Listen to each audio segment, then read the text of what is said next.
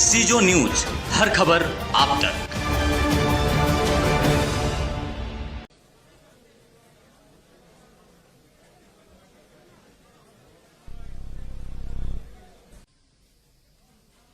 यहाँ पर उपस्थित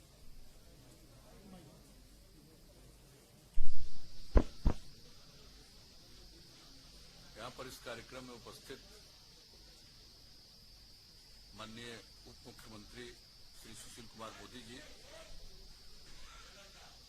महाराष्ट्र के पूर्व मुख्यमंत्री श्री देवेंद्र फडणवीस जी, भारतीय जनता पार्टी के बिहार के संगठन प्रभारी श्री भूपेंद्र यादव जी, भारतीय जनता पार्टी के प्रदेश अध्यक्ष श्री संजय जायसवाल जी, हमारे साथी और बिहार सरकार के माननीय मंत्री प्रेम कुमार जी, और यहाँ पर उपस्थित जनता दल यू के हमारे सभी सम्मानित नेतागण, प्रदेश अध्यक्ष वशिष्ठ भाई, कार्यकारी अध्यक्ष अशोक चौधरी जी, विजेंद्र यादव जी, आरसीपी सिंह जी, ललन जी, मैं सबसे पहले आप सब लोगों का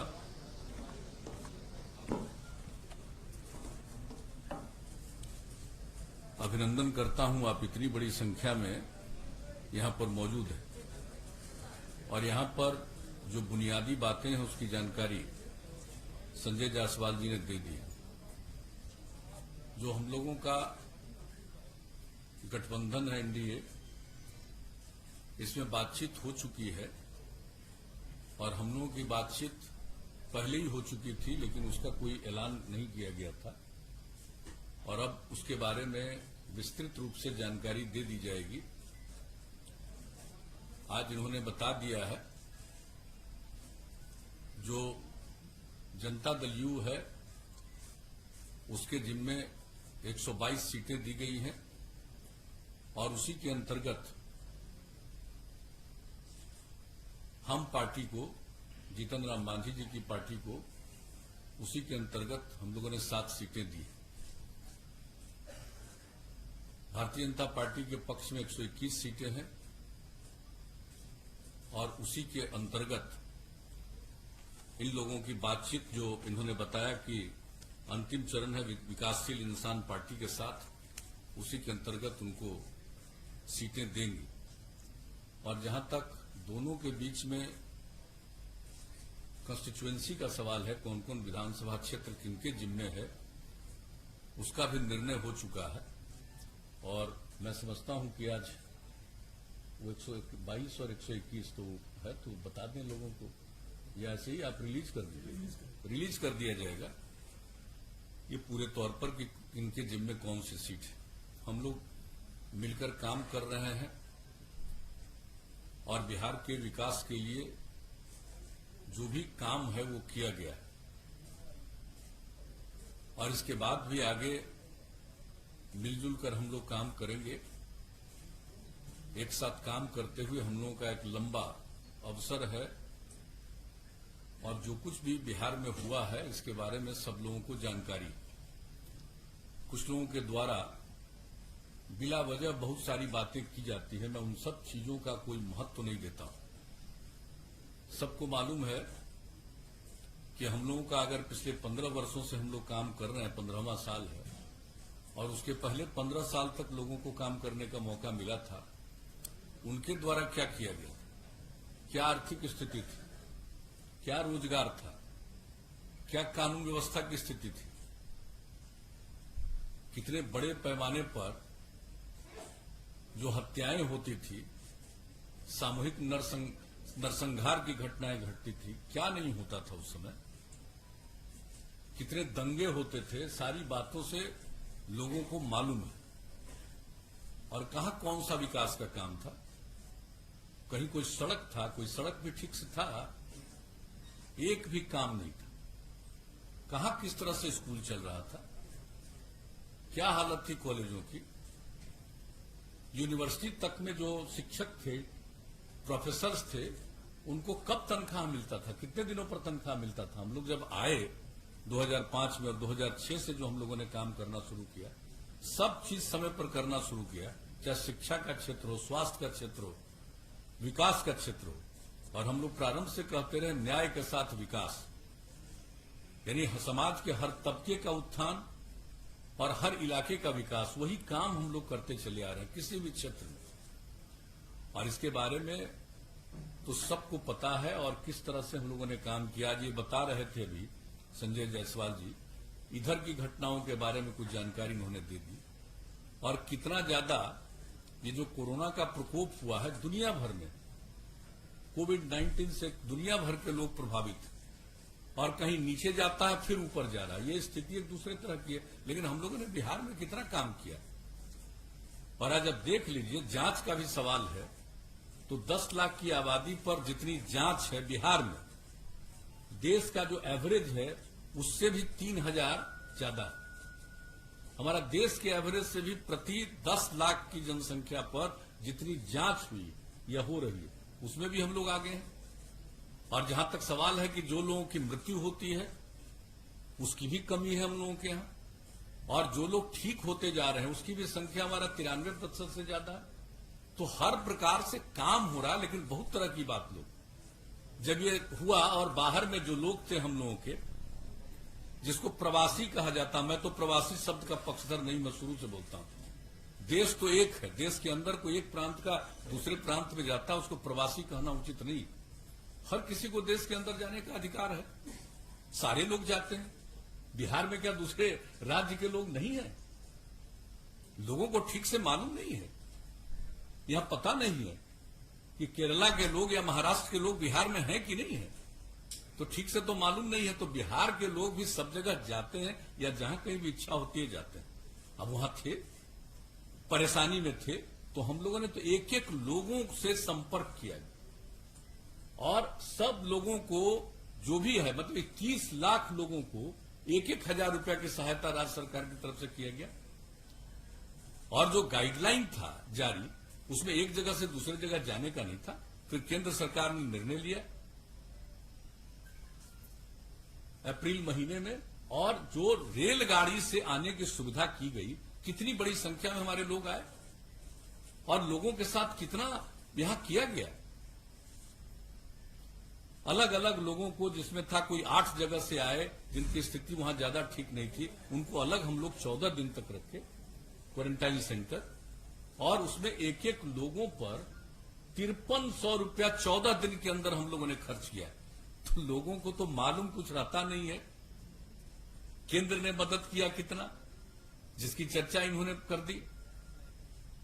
किस तरह से लोगों को सुविधा हो जाए, चारों तरफ से, राज्य सरकार की तरफ से किया गया। लेकिन कुछ बातें तो यूं की जाती है तो एक बात है, और हर प्रकार से हम लोग एक एक तरह का इंतजाम करके रखे हुए,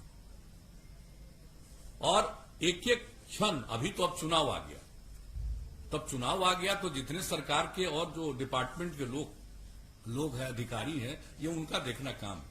और आपको मैं बता देता हूं, जैसे ही चुनाव आयोग के द्वारा घोषणा की जाती है डेट, हमको जब से मौका मिला है तब से, जिस दिन अनाउंस हो जाता है चुनाव का इलेक्शन कमीशन के द्वारा, उसके अगले दिन या उसी दिन हम ऑथोराइज कर देते हैं सब काम के लिए चीफ सेक्रेटरी को।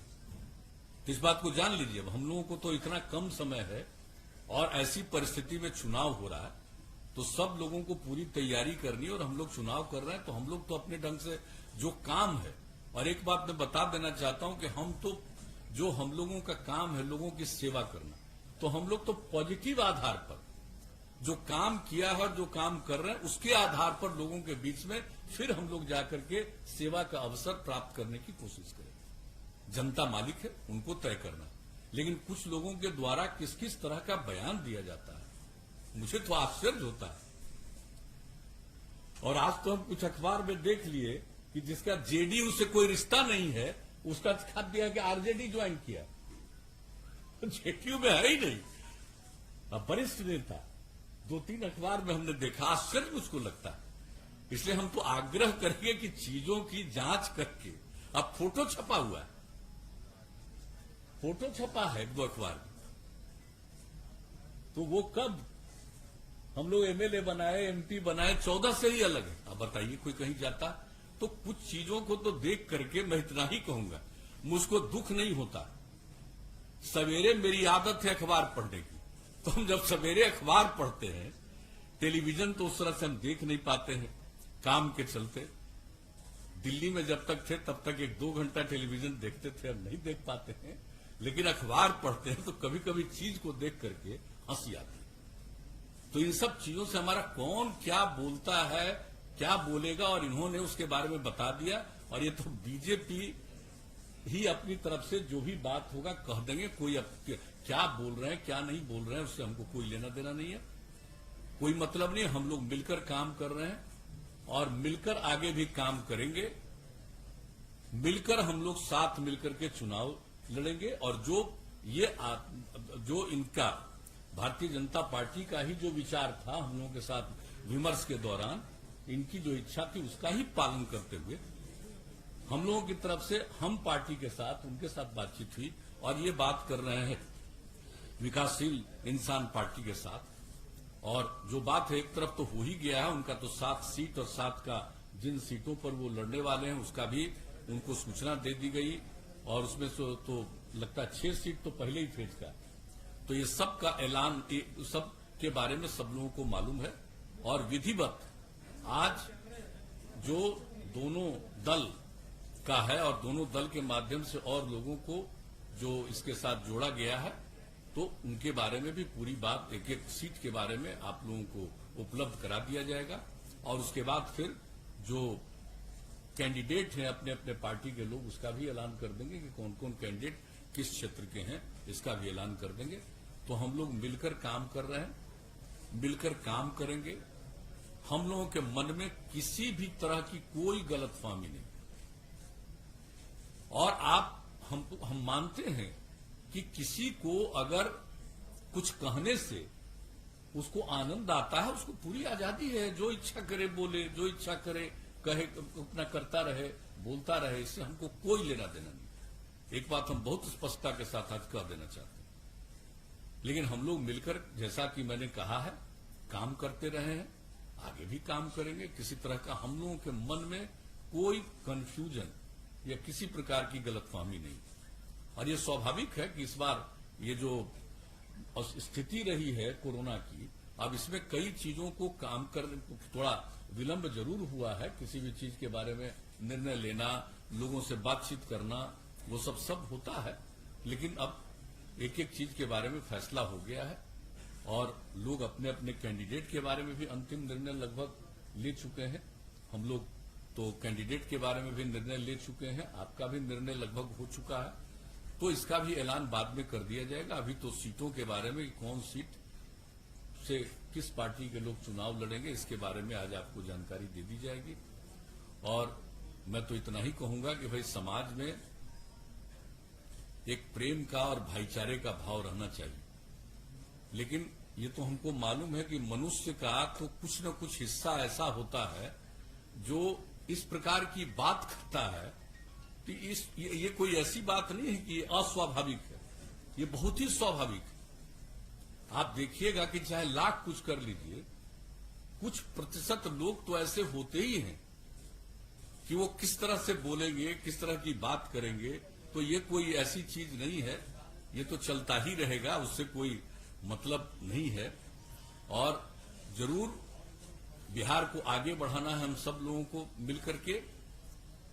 एकदम बिल्कुल सक्षम बिहार हम लोग बना रहे हैं। और कितना तेजी से इसके बारे में तो हम लोग बोलते रहे। क्या बजट था भाई, कितना कम बजट था बताइए, और अब कितना बड़ा बजट है। 24,000 करोड़ रुपए का बजट होता था और हम लोग 2,11,000 करोड़ रुपए तक पहुंचा दिए बजट से लेकर के एक एक चीज के बारे में। और वो सब बात होगी तो हम लोग डिटेल भी देंगे। नौकरियों के बारे में, कितने लोगों को नौकरी हम लोगों के कार्यकाल में मिली है, कितने लोगों को सेवा करने का मौका मिला है, एक एक चीज के बारे में। तो हम लोग तो इन सब चीजों के बारे में काम करते रहे और काम ही करते रहेंगे, यही हम लोगों का कर्तव्य है। तो अभी तो अपनी तरफ से इतनी ही बात कहनी थी, अब बाकी तो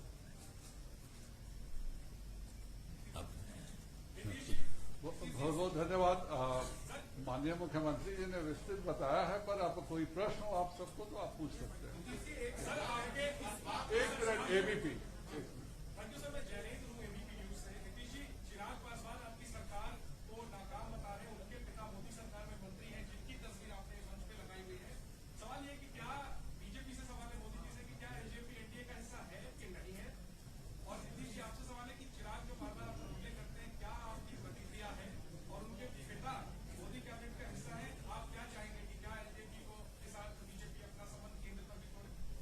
देखिए, कौन क्या बोलता हम पहले ही कहने, उसमें मेरी कोई रुचि नहीं है। जिसकी जो इच्छा वो बोलता रहे। लेकिन आपने श्री रामविलास पासवान की चर्चा की।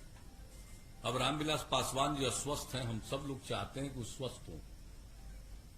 हम लोगों का उनसे एक लगाव है, अब बहुत पुराना लगाव है। लेकिन आप जो पूछ रहे हैं हमसे, कि रामविलास पासवान जी अभी जो राज्यसभा में पहुंचे, तब बिना जेडीयू के मदद के पहुंचे। आप जरा बताइए तो, कै गो सीट है बिहार विधानसभा में? 2 है ना।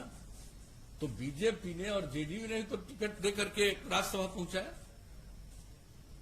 तो ये सब बात जो कोई बोलता रहता, हमको उससे क्या मतलब है? और आप जरा बता दीजिए कि जो पार्लियामेंट का चुनाव हुआ जिसमें 6 सीट मिली, तो कौन नहीं होगा? कितना कितना बार वो मेरे साथ रामविलास पासवान जी गए? सुशील मोदी जी, हम और रामविलास पासवान जी कई जगह मीटिंग में गए हैं, जरा बताइए।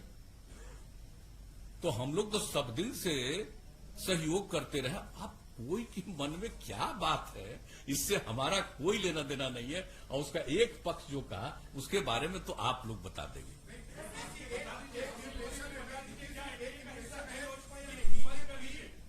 देखिए, एक मिनट, अरे रुक जाओ यार, पूछिए, उनका जवाब देने दो ना। देखिए, डॉक्टर संजय जायसवाल जी ने बहुत स्पष्ट कर दिया है कि बिहार के अंदर एनडीए में वही रहेगा जो नीतीश जी को बिहार एनडीए का नेता स्वीकार करेगा। और इस चुनाव में भारतीय जनता पार्टी ने नीतीश कुमार जी को मुख्यमंत्री का उम्मीदवार घोषित किया है। कल सरकार निश्चित बनेगी तो मुख्यमंत्री भी नीतीश कुमार होंगे। इसलिए नीतीश कुमार को जो अपना नेता स्वीकार करके काम करेगा, वही एनडीए के अंदर बिहार के अंदर हिस्सा होगा। और रामविलास जी तो केंद्र में मंत्री हैं ही, वो केंद्र में मंत्री अस्वस्थ हैं वो। और जैसा भी कहा डॉक्टर संजय जायसवाल जी ने कि अगर वो स्वस्थ होते तो शायद आज ये स्थिति पैदा नहीं होती। इसमें कोई इफ एंड बट का सवाल नहीं है। अब मैं मीडिया से भी आग्रह करूंगा, कोई कंफ्यूजन मत रखिए। ये ऐसा गठबंधन है और आज का संबंध नहीं है। 96 से लेकर आज तक बीच के कुछ 2-3 वर्षों के कार्यकाल को छोड़ दें, इतना लंबा अनुभव और कार्यकाल हम लोग का रहा है। तो कोई इफ एंड बट नहीं है। और कोई बीजेपी, जेडीयू और साथ में वीआईपी पार्टी और हम पार्टी, ये 4 दलों का गठबंधन है। और इसलिए आज ये भी आपको बताया गया है कि अगर आवश्यकता पड़ेगी तो चुनाव आयोग को हम लोग लिख कर देंगे, क्योंकि सूचना मिल रही है कि बहुत सारे निर्दलीय लोग भी या अन्य जो इतने दर्जनों दल बने हैं बिहार में, वो हो सकता है कि कोई मुख्यमंत्री के फोटो का इस्तेमाल करे, कोई हो सकता है प्रधानमंत्री के फोटो का इस्तेमाल करे। तो हम लोग आवश्यकता पड़ेगी तो चुनाव आयोग को ये लिख कर देंगे कि ये जो 4 दल मिलकर चुनाव लड़ रहे हैं, यही लोग केवल प्रधानमंत्री के चित्र का इस्तेमाल कर सकते हैं।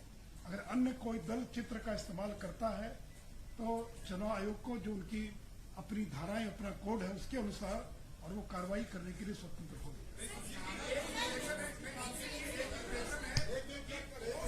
आप लोग नीतीश कुमार को, अगर आपके स्ट्राइक रेट आपका अच्छा हुआ तो मित्तर स्मॉलर एलाइज आप लोग नीतीश अरे भाई, एक बार जब घोषणा कर दिया तो कोई इफ एंड बट नहीं है। जितनी भी सीटें जिसको आए, नीतीश कुमार जी को 2 लगातार हमारे मुख्यमंत्री हैं, जब हम साथ में रहे हैं, आज भी मुख्यमंत्री हैं और आगे भी बिहार के इस गठबंधन के वही उम्मीदवार हैं और वही मुख्यमंत्री रहेंगे। इसमें संख्या किसको क्या आई, नहीं आई, क्या हुई, इसका कोई संबंध नहीं है। इसलिए कहीं कोई कंफ्यूजन न रहे।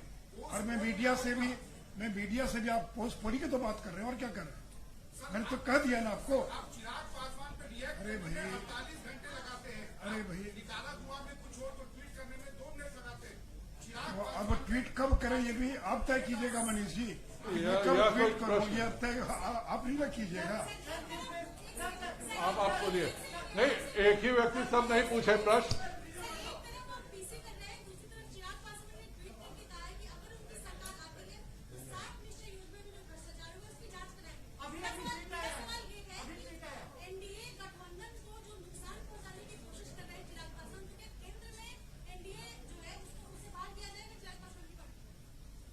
मैंने तो कह दिया कि रामविलास जी केंद्र की सरकार में मंत्री हैं। रामविलास पासवान जी केंद्र की सरकार में मंत्री अस्वस्थ हैं। ये सब कोई विषय नहीं है। मैं मीडिया से भी आग्रह करूंगा कि अनावश्यक विषयों को जो उछालने का प्रयास किया जा रहा है उसमें किसी को सफलता नहीं मिलेगी। जैसा अटूट गठबंधन है, इसलिए हम लोग मिलकर चुनाव लड़ रहे हैं।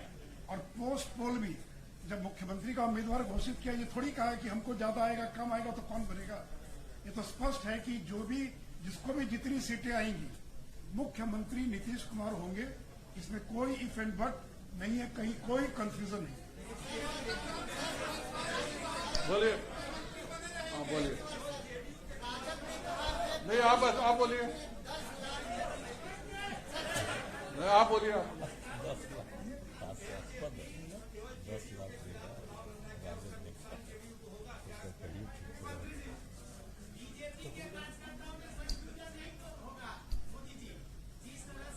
अरे भाई, यहाँ पर भूपेंद्र यादव जी बैठे हैं, फडणवीस जी बैठे हैं और अमित शाह जी ने और प्रधानमंत्री जी ने 1 दर्जन बार नीतीश जी के बारे में सारा स्टैंड और सारी चीजें स्पष्ट कर दिया।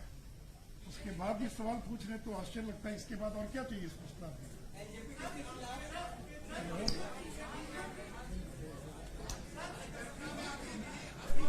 अब मैं अनुरोध करूंगा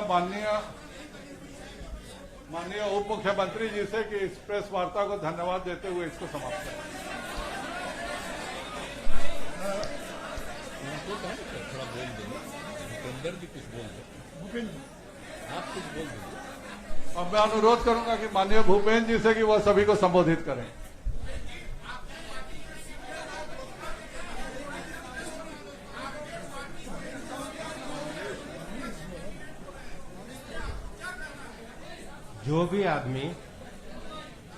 जो भी व्यक्ति भारतीय जनता पार्टी के सिंबल के खिलाफ कहीं भी चुनाव लड़ता है, भारतीय जनता पार्टी के संविधान में व्यवस्था है, वो पार्टी का सदस्य नहीं रह जाता है। पार्टी पूरी तरीके से बिहार में एनडीए में नीतीश कुमार जी के नेतृत्व में चुनाव लड़ रही है। और हम ये मानते हैं कि हमारे प्रधानमंत्री माननीय नरेंद्र मोदी जी के नेतृत्व में पूरे देश भर में जो गरीब कल्याण के कार्यक्रम किए गए, देश में आर्थिक रूप से, सामाजिक रूप से पिछड़े हुए लोग हों, पिछड़े हो, अति पिछड़े हो, दलित हो, वंचित हो, गरीब हो, सबके कल्याण के लिए जो कार्य किया गया है, उन सभी कार्यों को बिहार में भी नीतीश जी के नेतृत्व में आगे बढ़ाया गया है। और अभी माननीय मुख्यमंत्री जी ने, माननीय सुशील मोदी जी ने बहुत स्पष्ट रूप से कहा है, और हमारा ये स्पष्ट रूप से कहना है कि इस चुनाव में जनता दल यूनाइटेड, भारतीय जनता पार्टी और हमारी जो 2 सहयोगी पार्टी हैं, उनको 3/4 बहुमत मिलने वाला है और 3/4 बहुमत के द्वारा ही हमारी सरकार बनने वाली है। इसलिए आपके सभी कयासों पर जब हमें 3/4 बहुमत मिल रहा है तो अपने आप ही विश्राम लग गया है। अब मैं अनुरोध करूंगा माननीय सुशील जी से कि वह इस प्रेस कॉन्फ्रेंस को धन्यवाद और अपनी बात रखते हुए समाप्त करें। मित्रों, तो शांत हो जाइए। मित्रों, जैसा भी नीतीश जी ने और डॉक्टर संजय जायसवाल जी ने सारी बातों को रख दिया है, मैं संक्षेप में इतना ही कहूंगा कि हम चुनाव विकास के मुद्दे पर चुनाव लड़ेंगे। नरेंद्र मोदी जी की केंद्र की सरकार ने जो बिहार में काम किया है और नीतीश जी के नेतृत्व में जो एनडीए ने बिहार में काम किया है, और मैं तो विपक्ष को चुनौती देता हूं कि हर चुनाव में सड़क, बिजली, पानी ये मुद्दा होता है। अगर हिम्मत है तो बिजली को मुद्दा बनाए, सड़क को मुद्दा बनाए, अगर हिम्मत हो तो पानी को मुद्दा बनाए, कोरोना का मुद्दा बनाए, बाढ़ को मुद्दा बनाए। जो प्रवासी मजदूर है उनको मुद्दा बनाए। आज एक एक मुद्दे का प्रभावी तरीके से हम लोगों ने समाधान करने का प्रयास किया है। इसलिए मित्रों, मैं सभी पत्रकारों का धन्यवाद देता हुआ और इस विश्वास के साथ कि हम 3/4 के बहुमत से नीतीश कुमार जी के नेतृत्व में फिर से बिहार के अंदर सरकार बनाएंगे और विकास के मुद्दे पर जनता के बीच में जाएंगे। जय हिंद, जय भारत, धन्यवाद। सभी पत्रकारों को धन्यवाद।